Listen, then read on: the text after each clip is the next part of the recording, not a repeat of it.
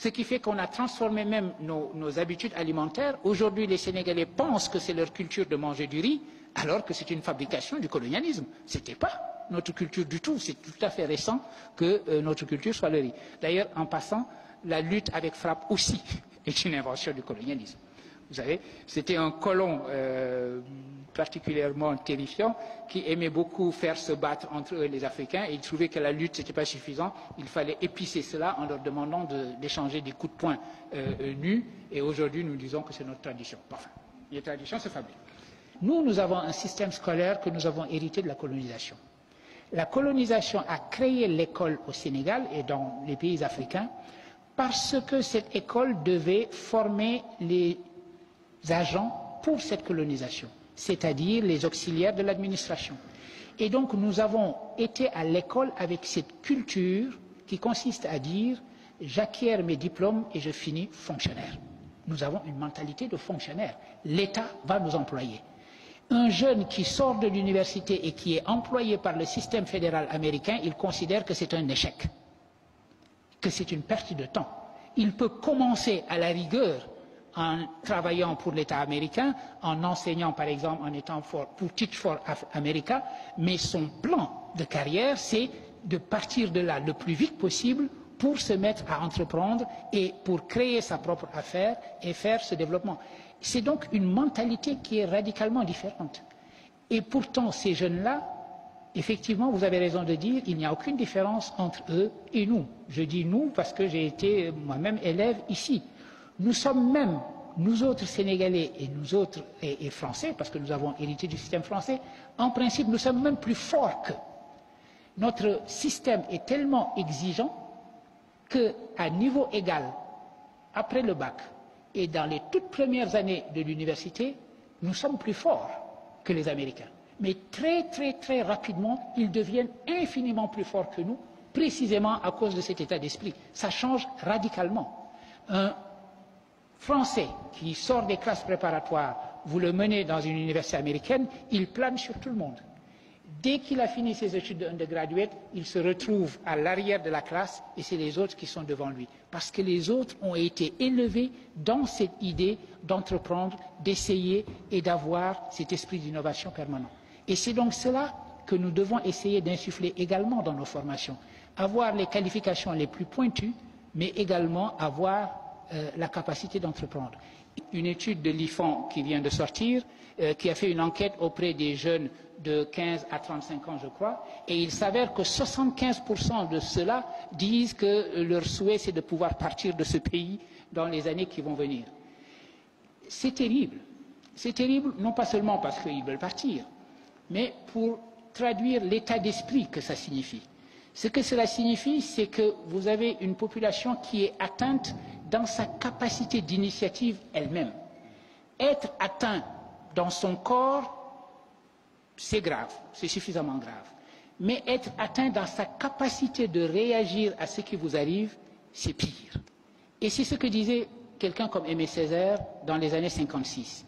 Ce qu'il reprochait à la colonisation, c'était moins d'avoir occupé nos pays que d'avoir, dit-il, créé une crise de l'initiative. Et la vraie réponse à la colonisation, ce n'était pas seulement la décolonisation pour lui, c'était également l'idée de reprendre l'initiative et d'avoir l'impression qu'en bonne prospective, l'avenir est quelque chose que nous pouvons nous-mêmes forger de nos propres mains. Et c'est cette idée qu'il s'agit de restituer à notre jeunesse. Et ici, Léopold Sédar Senghor va jouer également. Senghor va s'opposer de toutes ses forces pendant très longtemps à ce qu'il appelle la balkanisation, c'est-à-dire la fragmentation de l'Afrique. Vous le savez, vous l'avez lu dans vos livres d'histoire, à un moment donné, la France a trouvé que l'organisation la plus rationnelle de ses propres colonies, c'était de les regrouper en fédérations, deux grandes fédérations. La fédération de l'AEF, l'Afrique équatoriale française, et la fédération de l'AOF, l'Afrique occidentale française. Mais voilà que le moment où les indépendances commencent à se dessiner, la France décide que si elle décolonise, elle va décoloniser morceau par morceau. Elle va décoloniser les territoires de manière séparée et non pas la fédération. Senghor s'opposera de toutes ses forces contre cela. On dit que Senghor a été très tiède vis-à-vis de l'indépendance, qu'il n'était pas assez revendicatif. Vous savez, quand on y réfléchit, mais c'est une discussion que l'on peut avoir, quand on y réfléchit et qu'on lit attentivement les textes de Senghor, on se rend compte d'une chose. Dès 1946, il avait déjà parlé de l'indépendance. Il savait qu'elle était inéluctable. Après la Deuxième Guerre mondiale, il était clair que les craquements du système colonial allaient conduire vers les décolonisations. Il était donc clair qu'à un horizon plus ou moins éloigné, les indépendances allaient s'effectuer. Dès lors, ce n'était plus la priorité pour Senghor d'être indépendant en 56, en 58, en 60 ou en 62. La priorité pour lui était d'y aller ensemble. C'est-à-dire que dans le couple émancipation-unité, il fallait pour lui mettre l'accent sur le concept d'unité et l'émancipation, de toute façon, se ferait. Comme le disait Nkrumah, paraphrasant la Bible d'ailleurs, prenez le royaume politique et le reste vous sera donné de surcroît. C'est-à-dire, commencez par réaliser votre unité et l'indépendance elle-même viendra. Et c'est la raison pour laquelle Senghor a considéré comme un grand échec les indépendances séparées des pays africains. Les paramètres sont comme la langue d'Ésope. Ce qui pose un problème, c'est également un atout. Aujourd'hui, l'Afrique a un problème avec sa population, a un problème avec sa jeunesse. Ça veut dire que vous avez une jeunesse extrêmement importante et il faut lui trouver du travail et cela ne va pas de soi. Donc vous pouvez considérer que cette jeunesse est un poids.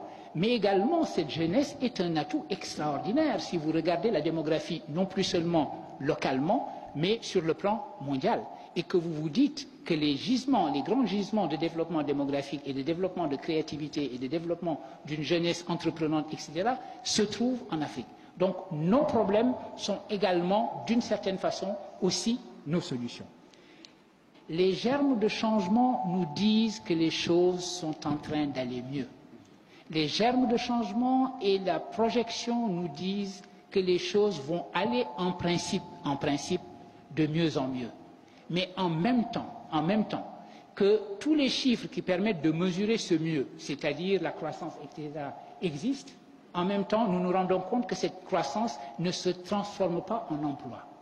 Et donc, vous avez la situation paradoxale où la jeunesse africaine est à la fois l'atout le plus important de ce continent, étant donné les germes de changement, et c'est une jeunesse qui ne croit pas elle-même en son propre futur ici. Dans le passé, avant que la vraie religion arrive, les gens refusaient la religion au nom du polythéisme de leur père, etc. Mais si vous entendez cette phrase comme nous parlons de nous, aujourd'hui, de temps en temps, nous avons la tendance à transformer notre propre tradition en une espèce d'idole et de divinité, sans comprendre que cette tradition, elle nous appartient, elle est notre héritage, et qu'il nous appartient de lui donner signification par les actions que nous entreprenons aujourd'hui. C'est cette mondialisation aujourd'hui des connaissances, des intelligences, etc., il faudra compter avec. Et il n'y a aucune raison que l'Afrique soit en dehors de ce circuit. Donc il faut que vous sachiez que le brain drain, ça va encore continuer sur au moins une génération. Il arrivera un moment où cela va s'inverser, parce que c'est le cas en Chine et c'est le cas en Inde. En Chine et en Inde, les choses sont en train de s'inverser.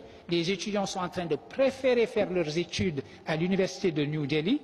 Ils ne vont aux États-Unis que quand ils ont raté le concours d'entrée à l'université de New Delhi, qui leur semble meilleur que la plupart des universités américaines aujourd'hui.